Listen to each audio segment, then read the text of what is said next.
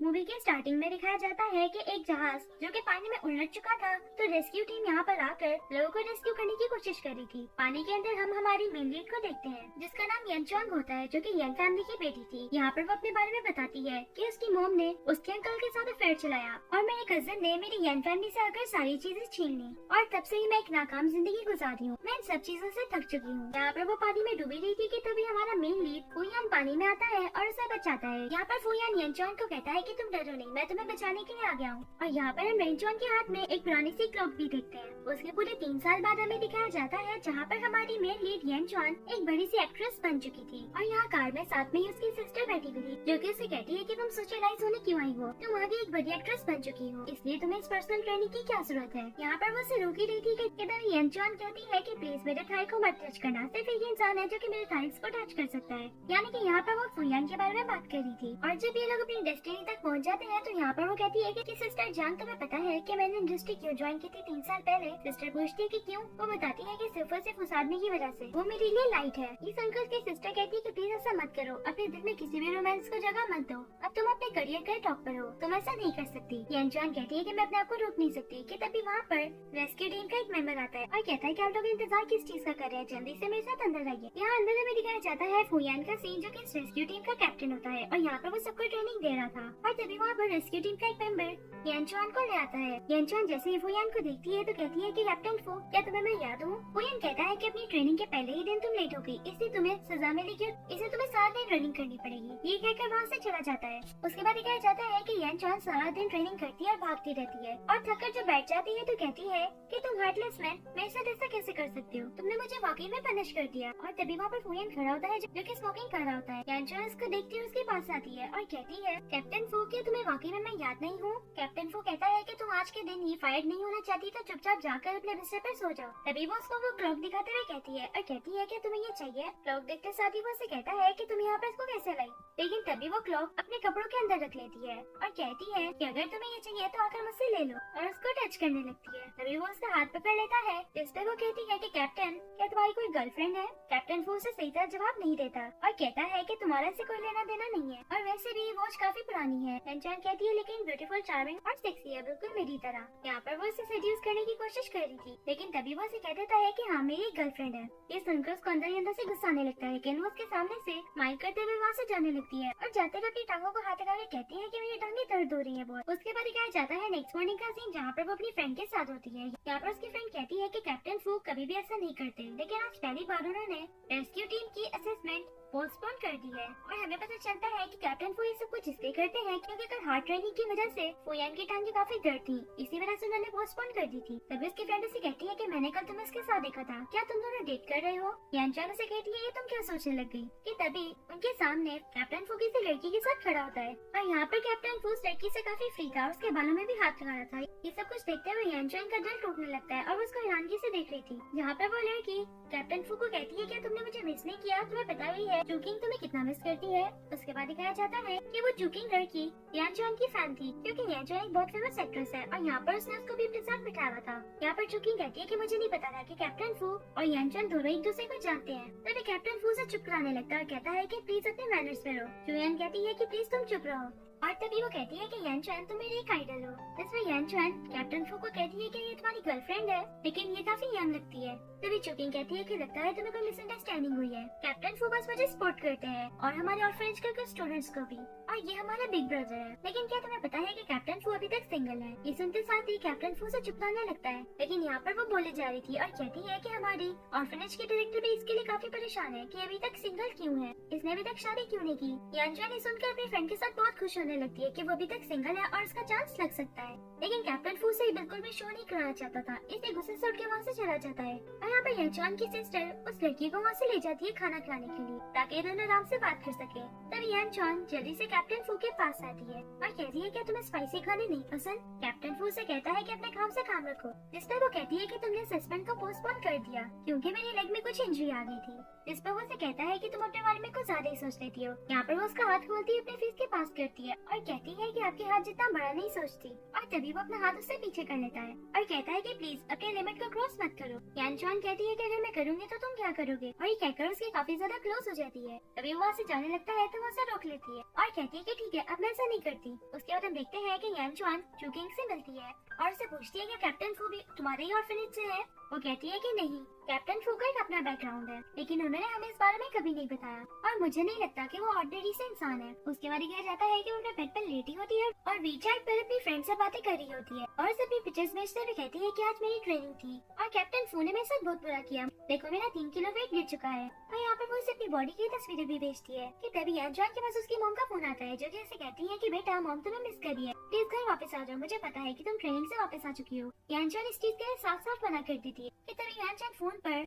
अपनी मॉम की दूसरी बेटी की आवाज सुनती है, जो कि कहती है कि मॉम मैं वापस आ गई और वाह आज आपने मेरे लिए कितनी सारी डिशेस बनाई है जो कि मेरी फेवरेट है। ये सब बातें सुनते हुए यानचान को काफी दुख होता है और वो फोन कट कर देती है और कहती है कि जब से मेरे फादर इस दुनिया से गए हैं वो घर मेरा नहीं रहा। कि तभी वो अपना फोन वापस से देखती है और देखकर बहुत ज्यादा शॉक रह जाती है, क्योंकि उसने ये सारे मैसेजेस अपनी फ्रेंड को नहीं बल्कि कैप्टन फू को ही कर दिए थे। ये देखकर वो घबराने लगती है और कहती है कि इस मैसेजेस को मैं वापस कैसे लूँ, ये तो डिलीट भी नहीं हो रहे। और उतनी देर में कैप्टन फू ने सारे मैसेजेस देख लिए थे। तभी वो जल्दी से उसे मैसेज करती है और कहती है कि प्लीज मुझे माफ कर दो, ऐसे फील कराओ जैसे तुमने मैसेजेस देखे नहीं।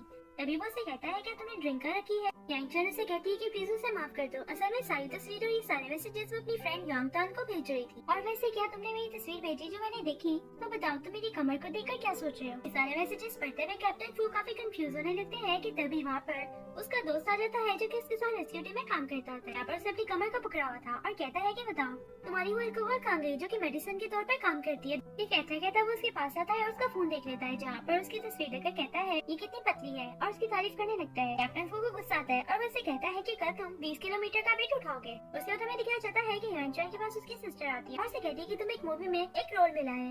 ये सुनकर उसकी सिस्टर कहती है कि इस साल में ये 5वीं बार है टीएनजी चीफ ने तुम्हारा रोल तुमसे चोरी कर लिया है। और तभी वो उसे बताने लगती है कि आज की बर्थडे है और वैसे भी वो एक काफी अच्छी फैमिली से बिलोंग करता है। अगर तुम्हें वो नहीं पसंद तो अपना मुंह तो अच्छा बनाओ, ऐसे बिहेव मत करो जैसे वो तुम्हें बिल्कुल ना पसंद हो। यानचान से कहती है कि ठीक है अब तुम यहाँ से जाओ। तो तभी हम देखते हैं ये पीछे से की आता है और यानचान को देखकर बहुत खुश था। तभी वो उसे देखकर कहता है कि तुम उसे मिलने आ रही थी, तुमने ऐसी ड्रेसिंग क्यों की है। यानचान से कहती है कि क्यों, तुम्हें इस ड्रेस में मैं प्यारी नहीं लग रही। ये कहता है कि नहीं तुम तो बहुत प्यारी लग रही हो, हर चीज तुम पर सूट करती है। और तभी वो उसका प्रेजेंट उसे देती है और कहती है कि मैं अंदर नहीं आ सकती। ये उसे कहता है कि तुम अंदर क्यों नहीं आ सकती, आज अंदर एंटरटेनमेंट इंडस्ट्री के सारे ही बड़े लोग आए हुए हैं, तुम हमेशा ऐसे क्यों करती हो। और वैसे भी मैंने सुना है कि तुम्हारा जो रोल था वो दोबारा से रिप्लेस हो चुका है। तभी वो उसके पास आते हुए कहता है कि तुम्हारा क्या ख्याल है, तुम मेरे साथ क्यों नहीं आती, और अगर तुम मेरे साथ आती हो तो मैं देखता हूँ कि कौन तुम्हारी डिसरिस्पेक्ट करने की कोशिश करता है। उसे कहती है कि नहीं इसकी कोई जरूरत नहीं, थैंक यू। वैसे भी तुम्हें हार्ड वर्क अपने सेल्फ पर करना चाहिए। यहाँ पे दोनों एक दूसरे से बात ही कर रहे थे कि इन दोनों की तस्वीरें दूर से कोई खींच लेता है। उसके बाद हमें दिखाया जाता है कि कैप्टन फू गुजरे होते हैं कि तभी अंदर से दो लोग बैठकर बातें कर रहे थे मोबाइल देखते हुए कि यानचान की फैमिली के अमीर तरीन बेटे से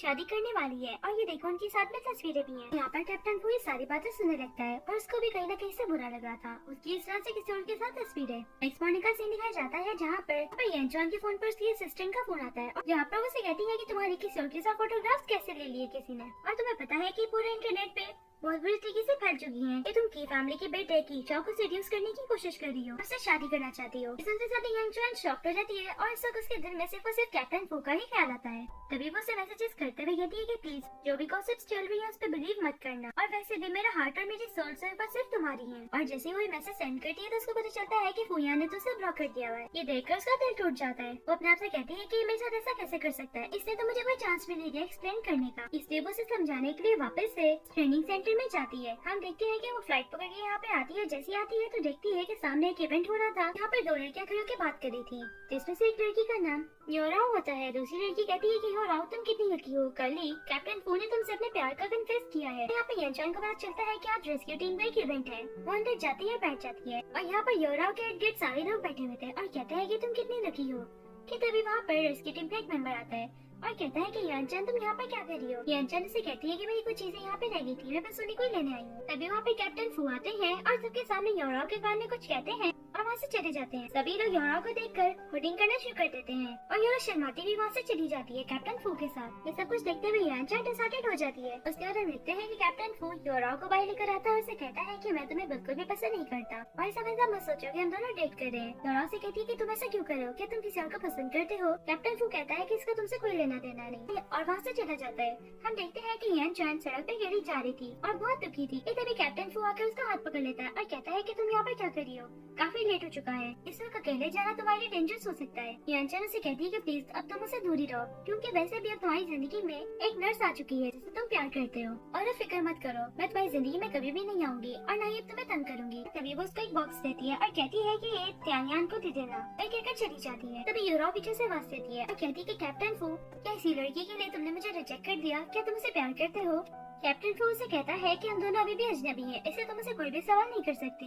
यूरो से कहती है लेकिन उसमें ऐसा क्या है जो मुझ में नहीं है, बल्कि उसका तो कोई स्टैंडर्ड भी नहीं है और हर जगह उसके रूमर्स फैले हुए हैं। कैप्टन फू उसे गुस्से से कहता है कम से कम वो तुम्हारी तरह गॉसिप्स नहीं करती, इसलिए प्लीज अब यहाँ से जाओ। और यूरो नाराज होकर वहाँ से चली जाती है। तभी कैप्टन फू त्यान को आवाज लगाता है। त्यान ट्री के पीछे से हंसता हुआ निकलता है। कैप्टन फू उसे बॉक्स पकड़ाता है और कहता है कि वो लड़की तुम्हें क्यों देके गई? त्यान कहता है कि कसम से बॉस, उसके और मेरे दरमियान ऐसा वैसा कुछ भी नहीं है। कैप्टन फू कहता है कि जल्दी से इस बॉक्स को खोलो। वो जैसे इस बॉक्स को खोलता है तो अंदर एक बेल्ट थी। ये देखकर त्यान कहता है कि असल में ये बेल्ट वो आपके लिए लाई थी, लेकिन जब उसको पता चला कि तुम और यूरा दोनों एक दूसरे के साथ डेटिंग कर रहे हैं, इसलिए उसने नाराज होकर ही मुझे दे दी। नेक्स्ट डे का सीन दिखाया जाता है जहाँ पर कैप्टन फू यानचान के लिए खाना आता है, जहाँ पर यानचान बैठकर काम कर रही थी। वो उसे कहता है कि आज का दिन काफी थका देने वाला होगा, इसे तुम ये खाना खा लो। तभी वो उसे मना कर देती है और कहती है कि मैं खाना नहीं खाऊंगी। यहाँ पर उसके कपड़े काफी छोटे थे और उसके बटन्स भी खुले हुए थे। कैप्टन फू उसे कहता है कि प्लीज कपड़े अपने ठीक से पहनो। तभी अपने कपड़े ठीक से करती है और कहती है कि तुम्हें अपनी नर्स पे ज्यादा ध्यान देना चाहिए, ना कि मेरे पे। फिर कैप्टन फू से कहता है कि मेरा उस नर्स से कोई लेना देना नहीं है। वही कहकर वहाँ से चला जाता है और यहाँ पर यानचान ये सबको सुनकर खुश होने लगती है। उसके बाद दिखाया जाता है कि सारे ही रेस्क्यू वाली टीम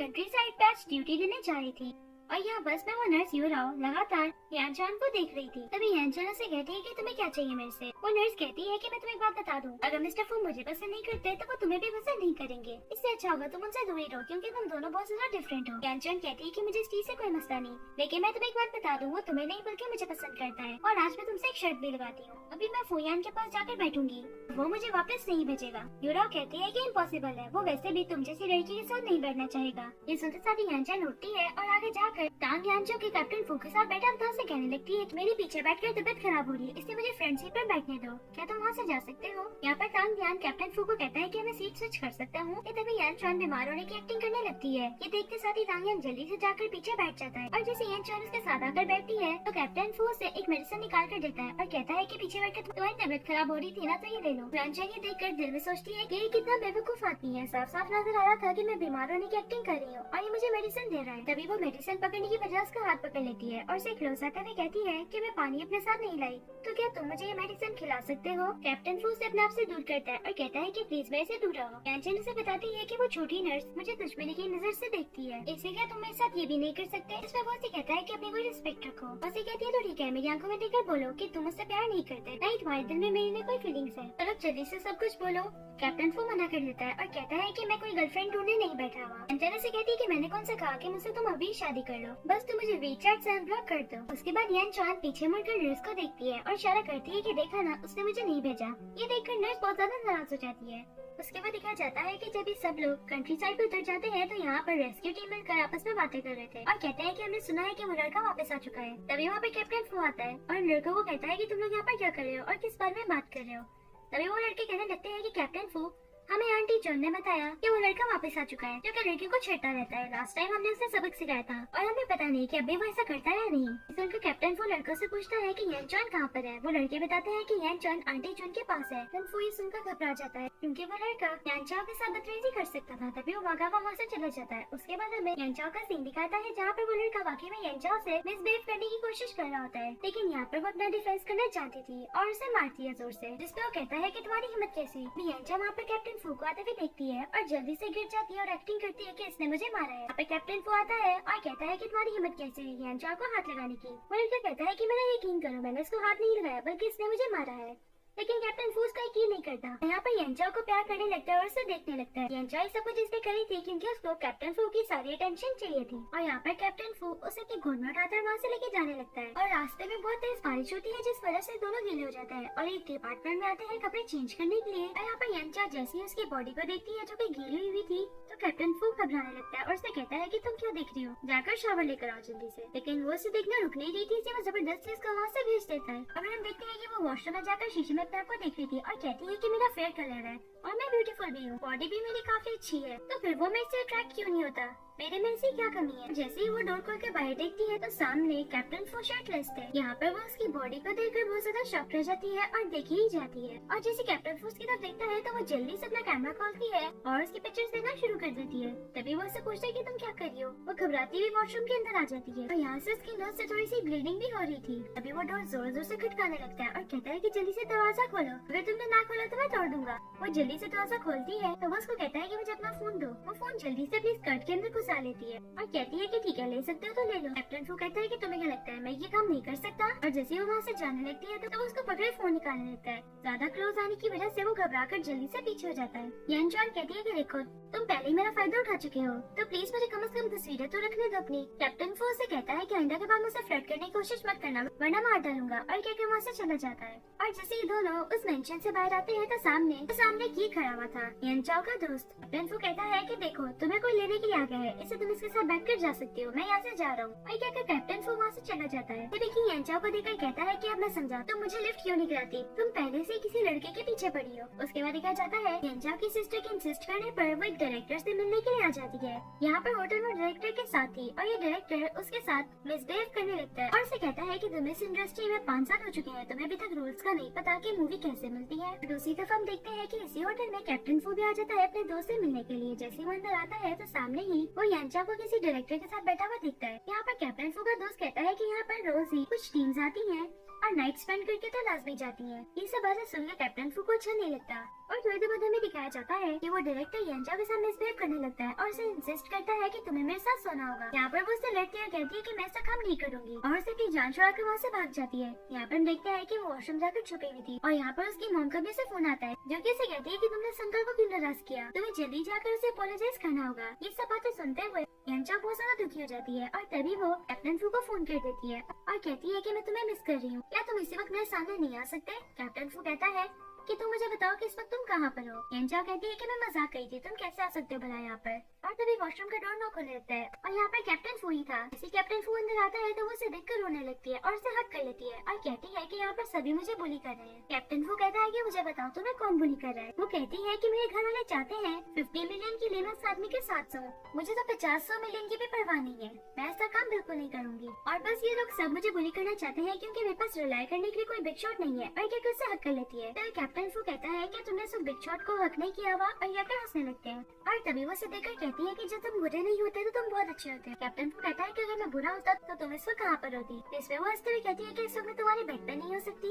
ये बात सुनकर उसे कहता है कि तुम बहुत नोटी हो। उसके बाद कहा जाता है कि वो उसे गोद में उठाकर बाहर लाता है और यहाँ पर वो डायरेक्टर उसे पागलों की तरह ढूंढ रहा था, लेकिन कैप्टन फू उसे जोर से किक करके नीचे गिरा देता है और उसको लेकर गाड़ी के अंदर आ जाता है। तभी उसका दोस्त आता है बाहर और कहता है क्या अंदर उस आदमी को तुमने मारा है। तभी वो उसके साथ में वही लड़की देखता है जो कि उस डायरेक्टर के साथ थी। दोस्त कहता है कि लगता है तुम्हें लड़की पसंद आ गई है, आखिर इस लड़की में ऐसी कोई बात क्या है। तभी कैप्टन फू कहता है कि छोड़ो इस बात को, अंदर जो डायरेक्टर है उसको बिल्कुल मत छोड़ना, उसको तबाह कर दो। यहाँ दिखाया जाता है कि येनचाओ जब सोकर उठती है तो कार के बाहर देखती है जहाँ पर कैप्टन फू पानी पी रहा था। तभी कैप्टन फू उसके पास आता है और पूछता है कि तुम्हें क्या हुआ। जहाँ से कहती है कि मुझे तुम्हें किस करना है। कैप्टन फू कहता है ख्वाब देखना बंद कर दो। इस पर वो कहती है कि कैप्टन फू मुझे काफी भूख लग रही है। कैप्टन फू कहता है कि बताओ तुम्हें क्या खाना है। येनचाओ कहती है कि मुझे तुम्हें खाना है। कैप्टन फू कहता है अगर तुम्हारी ये हरकत ही रही तो ठीक है, मैं अभी तुम्हारे लिए कैब कराता हूँ और तुम खुद से अपने घर जाओ। तो वो कहती है कि ठीक है, कुछ भी अच्छा सा मेरे लिए ले आओ, मैं खा लूंगी। क्या हम देखते हैं कि कैप्टन फू से घर छोड़ने के लिए उसके आ जाता है। यहाँ पर वो उसे कहती है कि तुम योनचंग कब जा रहे हो। उसे कहता है कि आज सुबह 8 बजे। येनचाओ पूछती है कि तुम वापस कब आओगे। वो कहता है कि तुम बहुत बोलती हो, चुप करके जाकर सो जाओ। उसके बाद दिखाया जाता है हमें येनचाओ की असिस्टेंट का सीन जो कि काफी घबराई हुई थी। येनचाओ की सिस्टर को फोन करके कहती है ऑडिशन स्टार्ट होने वाला है और येनचाओ की अभी तक कोई खबर नहीं। और हम देखते हैं कि येनचाओ इस वक्त कैप्टन फू से मिलने के लिए आई हुई थी क्योंकि वो ड्यूटी के लिए आउट ऑफ स्टेशन जा रहा था। लेकिन यहाँ पर वो उसे मिलने के लिए आती है और कहती है कि मैं तुम्हारे लिए कुछ लेकर आई हूँ। यहाँ पर वो उसे एक नैपकिन देती है जो कि बहुत ज्यादा एंटीक था। नैपकिन देखकर वो बहुत शॉक रह जाता है और कहता है कि ये नैपकिन मिलना बहुत ज्यादा मुश्किल है, इसके लिए माउंटेन्स पे जाना पड़ता है और बार बार चक्कर लगाने पड़ते हैं। तभी वो उसके हाथ भी देखता है कि उसने कितनी मुश्किलों से उसके लिए लेकर आई है। फिर वो उसको बाय करके वहाँ से चली जाती है। यहाँ पर कैप्टन फू लगातार उसी के बारे में सोच रहा था और फिर हम देखते हैं कि जैसे वो वहाँ पर आती है तो उसकी असिस्टेंट कहती है कि जल्दी करो, हम ऑडिशन के लिए पहले ही लेट हो चुके हैं। कि वो बस में चढ़कर जाने लगती है तो कैप्टन फू आकर उससे हाथ पकड़ लेता है और उसे अपनी तरफ टर्न करता है। यहाँ पर जैसे वो उसे किस करने ही वाला था कि तभी वो असिस्टेंट को देखकर कहता है कि अपना मुंह उधर करो। असिस्टेंट शर्माते हुए अपना मुंह उधर कर लेती है और तभी वो उसे किस करने लग जाता है। ये सब कुछ देखते हुए यांचा बहुत ज्यादा शॉक रह जाती है। तो हम देखते हैं कि वो ऑडिशन के लिए कार में बैठी हुई थी और जा रही थी, लेकिन इस किस को लेकर बहुत ज्यादा शॉक थी। तभी वो असिस्टेंट को कहती है कि तुमने देखा ना उसने मुझे किस तरह से किस किया था। असिस्टेंट शर्माते हुए कहती है कि हाँ मैंने देखा, लेकिन मैम आपको जल्दी ही रेडी हो जाना चाहिए क्योंकि हम ऑडिशन में पहुंचने वाले हैं। उसके बाद हम देखते हैं कि जैसे ही वो ऑडिशन देने के लिए बिल्डिंग में आती है तो यहाँ पर उसकी सिस्टर कैनियन पहले से ही आई हुई थी, जो कि इस ऑडिशन को ले लेती है और कहती है अपनी सिस्टर से कि तुम बहुत ज्यादा लेट हो चुकी हो, अब तुम्हें आने की कोई जरूरत नहीं थी क्योंकि पहले ही मिस्टर शन मुझे चूज कर चुके हैं। यांचा पूछती है कि बताओ मिस्टर शन कहाँ पर है। शेजन बताती है कि मिस्टर शन यहाँ से जा चुके हैं, इसलिए तुम्हारी एफर्ट करने का भी कोई फायदा नहीं है और अगर तुम उनके साथ सो भी गई ना उनका फैसला बदलने के लिए तो वो नहीं बदलेगा। ये बात सुनते हुए अपनी स्टेप सिस्टर की जोर से बाल खींचती है और कहती है कि वैसे भी मिस्टर शन एक रद्दी की टोकरी है, तुम इसको लेना चाहती हो तो ले सकती हो, मुझे से कोई फर्क नहीं पड़ता और देखना ये रोल मुझे ही मिलेगा। और ये घर चली जाती है। देखते हैं कि वो बेसमेंट में मिस्टर शन के पास आती है और कहती है कि ये रोल तुमने मेरी सिस्टर को क्यों दिया। वो कहता है कि सॉरी मैं ये रोल पहले उसको दे चुका हूँ और तुम लेट हो चुकी हो। तभी वो उसको यूएसबी पकड़ाती है और कहती है कि फैसला करने से पहले इस यूएसबी को देख लेना। और दूसरी उसकी स्टेप सिस्टर रिपोर्टर को कहती है कि इनकी तस्वीरें ले लो। यहाँ पर रिपोर्टर उनकी तस्वीरें ले लेता है और सिस्टर कहती है कि देखना रिपोर्टर हम इस तस्वीरों को बढ़ा चढ़ा कर छापेंगे। और क्योंकि मिस्टर शेन की वाइफ की वजह से उसकी इतनी बड़ी इंडस्ट्री चल रही है और अगर मिस्टर शेन की वाइफ तक ये खबर पहुँच गई कि एक एक्ट्रेस जिसका नाम यांचा है वो उसके हस्बैंड को सेड्यूस करने की कोशिश कर रही है तो वो इस लड़की को नहीं छोड़ेगी और इससे यन चाओ हमारी यन फैमिली से भी निकल जाएगी। नेक्स्ट मॉर्निंग का सीन दिखाया जाता है जहाँ पर मिस्टर शेन यन चाओ को अपने घर पे लेकर आते हैं। रिपोर्टर सारी तस्वीरें लेकर उसकी सिस्टर को खुशी से बताता है।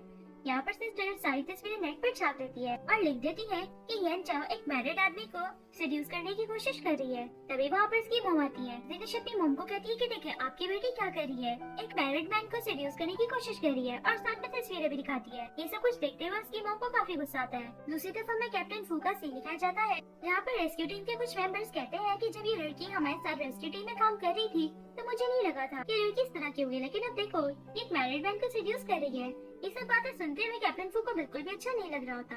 दूसरी तरफ हमें दिखाया जाता है कि रिपोर्टर सोशल मीडिया पे लाइव जा रहा होता है और कैमरा में देखकर कहता है कि गाइस मैं आज आप लोग को एक मशहूर एक्ट्रेस यन चाओ की स्किल दिखाता हूँ जो कि इस वक्त मिस्टर शेन के घर पे है। और जैसे ही वो ड्राइंग रूम के अंदर घुसता है तो यहाँ पर यन चाओ ने नाइट ड्रेस पहना हुआ था। रिपोर्टर कहता है कि गाइस आप लोग देख सकते हैं यहाँ पर घुस कर एक मैरिड मैन को सेड्यूस करने की कोशिश कर रही है। और तभी वहाँ पर मिस्टर शेन की वाइफ आ जाती है। मिस्टर शेन की वाइफ को देखकर रिपोर्टर हैरान हो जाता है और कहता है कि आप यहाँ पर क्या कर रही हैं। वाइफ कहती है कि इन कपड़ों को मैंने न्यू डिजाइन किया था और यन चाओ का ऐसा मॉडल मैंने बुक किया है, इसलिए आकर वो मेरे घर पर ये कपड़े ट्राई करी थी। अभी वहाँ पर मिस्टर शेन भी आ जाते हैं। ये सब कुछ देखते हुए बहुत ज्यादा घबरा जाता है।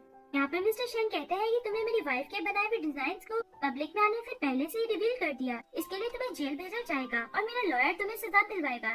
इस सब कुछ सुनते हुए लॉयर सदमे के मारे जमीन पर गिर जाता है और क्योंकि यन चाओ को अपनी सिस्टर के सारे कामों का पता था इसलिए वो सेफ्टी के लिए पहले ही प्लानिंग कर चुकी थी। दूसरी तरफ हम देखते हैं जिनिश अपनी मॉम को लेकर मिस्टर शेन के घर जा रही थी और कहती है कि मॉम आपने देखा ना इस वक्त वो मिस्टर शेन के घर पर है, सोशल मीडिया पर लाइव जा रहा है सीन। अब ऐसे भी रोल के लिए मुझे सिलेक्ट कर लिया गया था, इसी वजह से जेलस होकर वो मिस्टर शेन को सेड्यूस कर रही है ताकि रोल उससे मिल पाए। उसकी मॉम कहती है कि तुम देखो मैं इस लड़की को छोड़ूंगी नहीं। और जैसे ही वो दोनों मिस्टर शेन के घर आते हैं तो यहाँ पर आकर उसकी मॉम लगातार उसे बुरा भला कही जा रही थी और कहती है कि तुम ऐसा कैसे कर सकती हो। यन चाओ कहती है कि सारा काम जिनिश का है, अगर आपको यकीन नहीं आता तो मैं प्रूफ दिखा सकती हूँ। तभी वो जिनिश की सारी रिकॉर्डिंग सुना देती है जहाँ पर वो कह रही थी कि रिपोर्टर मैंने तुम्हारे बैंक अकाउंट में पैसे ट्रांसफर करवा दिए हैं। आज के आज ये आर्टिकल छापो। यन चाओ मिस्टर शेन को सेड्यूस करने की कोशिश कर रही है और मुझसे रोज छीनना चाह रही है। सारी बात उसकी मॉम सुन लेती है। तभी उसकी मॉम कहती है यन चाओ क्या मैं तुमसे बात कर सकती हूँ। यन चाओ कहती है फिर से आप मुझे कहेंगी ना कि मैं जिनिश को माफ कर दूँ, इस दफा मैं ऐसा नहीं करूँगी। और तभी उसकी मॉम को उल्टी आने लगती है। ये देखकर यन चाओ बहुत ज्यादा शॉक रह जाती है और कहती है कि मॉम आप प्रेग्नेंट है, आप ऐसा कैसे कर सकती हैं? उसकी मॉम कहती है कि देखो तुम्हारे फादर तो मर गए लेकिन अब मेरी न्यू लाइफ स्टार्ट हो चुकी है तुम्हारे अंकल के साथ। और कहते हुए वो उसको पकड़ने लगती है। यंचा कहती है कि वो मुझे हाथ मत लगाइएगा और अब मुझसे रब्ता करने की भी कोशिश मत कीजिएगा, और कहकर वहाँ से चली जाती है। उसके बाद दिखाया जाता है कि यंचा अपने फादर के पिक्चर को हाथ लगाते हुए अपने लॉयर से पूछती है कि क्या हुआ, मेरे फादर के केस की इन्वेस्टिगेशन कहाँ तक पहुँची। लॉयर बताता है कि हम इन्वेस्टिगेशन कर रहे हैं और पता चला है कि आपके फादर का जिस दिन कार एक्सीडेंट हुआ था उसी दिन ड्राइवर का बेटा अपलोड पार्क किया था जिसके ऊपर काफी ज्यादा कर्जा था, लेकिन आपके फादर की डेथ के बाद उसका सारा कर्जा एकदम से उतर गया। यंचा कहती है तो ड्राइवर कहाँ पर है। लॉयर बताता है कि ड्राइवर कुछ महीनों पहले ही मर गया, लेकिन उसके बेटे के बारे में इन्वेस्टिगेशन चल रही है। उसके बाद हम देखते हैं कि यंचा शूटिंग पे बैठी होती है और तभी वो कैप्टन फू को वीडियो कॉल मिलाती है और पूछती है कि तुम क्या कर रहे हो। तभी वो उसको गौर से देखती है और कहती है कि तुम शावर लेकर आए हो, काश तुम्हारे जिस्म पे पड़ने वाला पानी का ड्रॉप न होती और तुम्हें आकर चिपक जाती। यहाँ पर कैप्टन फू सीरियस होकर पूछता है कि तुम इस वक्त कहाँ पर हो। इस पर यंचा कहती है कि मुझे ढूंढ सकते हो तो ढूंढ लो। इस उनको कैप्टन कहता है कि मैं इस वक्त सीरियस हूँ। यंचा कहती है क्या बात, तुम मुझे मिस कर रहे हो, और वैसे बताओ तुम यंचा में कहाँ पर हो सकता है मैं शूटिंग से फ्री होकर तुम्हें मिलने आऊँ। कैप्टन फू कहता है कि कोई जरूरत नहीं, और जैसे इसको कुछ कहने लगता है कि तभी वहाँ पर उसका दोस्त आ जाता है और वीडियो कॉल बंद हो जाती है। यहाँ पर हम देखते हैं कि यंचा की असिस्टेंट आती है जिससे हाथ में ढेर सारा पानी पकड़ा हुआ था। यंचा से कहती है कि तुम कहाँ से आई हो। असिस्टेंट कुछ भी नहीं बोल रही होती तो वो कहती है कि जल्दी बताओ तुम्हें किसने बोली क्या है। असिस्टेंट कहती है कि मैंग सेन दिन में 3 दफा शावर ले चुकी है और मुझे उसने कहा जाकर दरिया से पानी लेकर आओ। ला कर मेरे हाथ बहुत ज्यादा थक चुके हैं। तभी वो उसके हाथ देखती है और उसको लेकर मैंगशन के पास जाने लगती है। असिस्टेंट उसे रोक देती है और कहती है कि वो बहुत ज्यादा पावरफुल लड़की है, हम उससे पंगा नहीं ले सकते, और ये जो शूटिंग चल रही है ये सब उसी के फादर की वजह से चल रही है। यंचान उसको जबरदस्ती मैंगजैन के पास लेकर जाती है। मैंगजैन से कहती है ये सब कुछ तुम क्या कर रही हो, ये मेरी असिस्टेंट है, तुम मेरे लोगों के साथ ऐसा नहीं कर सकती। और हम देखते हैं कि मैंगशन भी एक एक्ट्रेस थी जो कि यहाँ पर शूटिंग के लिए आई हुई थी। मैंगशन उसे कहती है तो क्या हुआ, वैसे भी यहाँ के सारे पैसे और इन्वेस्टमेंट मेरे फादर कर रहे हैं, पूरे के पूरे 10 मिलियन उन्होंने इस फिल्म पर लगाए हैं, मैं जो चाहूंगी यहाँ पर यही होगा। और तभी यंचा डायरेक्टर को बुलाती है और कहती है कि जितने पैसे इसके फादर ने यहाँ पे इन्वेस्ट किए हैं उससे ज्यादा मैं इन्वेस्ट करूंगी। इस उनका डायरेक्टर मेंशन के पास फाइल फेंकता है और कहता है कि वैसे भी मैं तुमसे बहुत ज्यादा तंग आ चुका था, अब मुझे न्यू इन्वेस्टर मिल चुकी है, इससे तुम अपने फादर से को अपनी सारी इन्वेस्टमेंट वापस ले ले। ये देखकर मेंशन समझ जाती है कि वो जल्दी इंडस्ट्री से आउट कर दी जाएगी अगर उसकी ऐसी हरकतें रही। तभी वो जल्दी से कहती है कि प्लीज मुझे माफ कर दीजिए, मैं दोबारा से ऐसा नहीं करूंगी। ये सब कुछ देखते हुए असिस्टेंट बहुत खुश होती है, वो कहती है कि तुम बहुत अच्छी हो, मैं हमेशा तुम्हारे लिए काम करूंगी। दूसरी तरफ हम कैप्टन फू को देखते हैं जिसके पास रेस्क्यू टीम का मेंबर आता है और कहता है कि जल्दी कीजिए बॉस, मैंग फैमिली के घर पर आग लग चुकी है, हमें जल्दी जाकर कुछ करना होगा। और तभी रेस्क्यू टीम जल्दी से जाकर उस आग को बुझाने लगती है और यहाँ पर मैंग फैमिली की डॉटर कैप्टन फू को देख रही थी और कहती है कि लड़का कितना हैंडसम है, मैं चाहती हूँ कि लड़का सिर्फ और सिर्फ मेरा हो जाए। और सारी बातें यंचा सुन रही थी। तभी कैप्टन फू के पास आता है तो यंचा से कहती है कि तुम तो काफी फेमस हो चुके हो। कैप्टन फू से कहता है कि ऐसी बातें मत करो और जाकर रहने का बंदोबस्त करो। उसके बाद दिखाया जाता है कि यंचा कैप्टन फू को एक लेटर लिखती है जिसमें लिखा हुआ था कि मैं प्राइवेटली तुम्हारी गर्लफ्रेंड रहकर थक चुकी हूँ और सारी लड़कियां खुलेआम तुमसे फ्लर्ट करती हैं। मैं चाहती हूँ कि तुम हमारे रिलेशनशिप को पब्लिकली अनाउंस करो और ऑफिशियली बताओ कि मैं तुम्हारी गर्लफ्रेंड हूँ, और अगर तुम भी ये सब कुछ चाहते हो तो मैं होटल में तुम्हारा वेट करूंगी। अगर तुम आते हो तो इसका मतलब तुम मुझे अपनी गर्लफ्रेंड बनाना चाहते हो, अगर तुम ना आए तो मैं समझ जाऊंगी कि तुम्हें मुझ में और कोई इंटरेस्ट नहीं है। और तभी ये लेटर लेकर वो यंचा के पास जाती है और उसे लेटर देते हुए कहती है कि जब मैं यहाँ से चली जाऊंगी तभी लेटर पढ़ना। उसके बाद दिखाया जाता है कि यंचा होटल में खड़ी होकर बहुत परेशान होकर उसका वेट करी थी, लेकिन सारा दिन गुजर जाता है, वो वेट करती रहती है, वो नहीं आता और बारिश भी तेज होना शुरू हो जाती है। फिर हमें नेक्स्ट डे का सीन दिखाया जाता है जहाँ पर वो अपने दोस्त की गाड़ी में बैठी हुई थी। यहाँ पर उसको काफी ज्यादा छींकें आ रही थी। तभी की उसका बुखार चेक करता है, कहता है कि सारी रात तुम उस जगह का इंतजार करती रही, वो नहीं आया और बारिश में भीगने की वजह से अब देखो तुम्हें कितना तेज बुखार हो गया। यंचा कहती है कि थैंक यू इन दिनों मेरा ख्याल रखने के लिए। और जैसे वो कार से उतरने लगती है कि तभी सामने की नजर पड़ती है और कहता है कि कितनी खूबसूरत लड़की है। यंचा जैसे देखती है सामने वहाँ पर एक लड़की जो कि कैप्टन फू के साथ कार से उतरती है। असल में वो कैप्टन फू की कजिन थी जो कि किसी मिशन को करने के लिए कैप्टन फू की टीम में आई हुई थी, लेकिन यहाँ पर इन दोनों को काफी क्लोज देखकर जब वो काफी उलझन हो रही थी और तभी वो अपने आप से कहने लगती है कि मुझे क्यों उलझन हो रही है। उसने तो बल्कि मुझे कोई प्रॉमिस भी नहीं किया और ना ही कहा कि मैं उसकी गर्लफ्रेंड हूँ। और तभी क्यू से कहने लगता है कि छोड़ो उसको, तुम इस वजह से इतना सैड मूड मत करो। उसके बाद हम देखते हैं कि यंचा का मूड अच्छा करने के लिए उसे कुछ फ्रूट्स लेकर देता है और उसे अपने हाथों से खिला रहा होता है। और तभी दूर से कैप्टन फू इन दोनों को साथ में देख लेते हैं जिसको काफी गुस्सा आता है और वो कार रिवर्स करके वहाँ से चला जाता है। उसके बाद हम देखते हैं कि दोनों पैदल जा रहे थे कि तभी वहाँ पर एक किडनैपर आता है जो कि यंचा के गले पर नाइफ रखता है और कहता है कि तुम लोग के पास जितना भी कुछ है सब मेरे हवाले कर दो।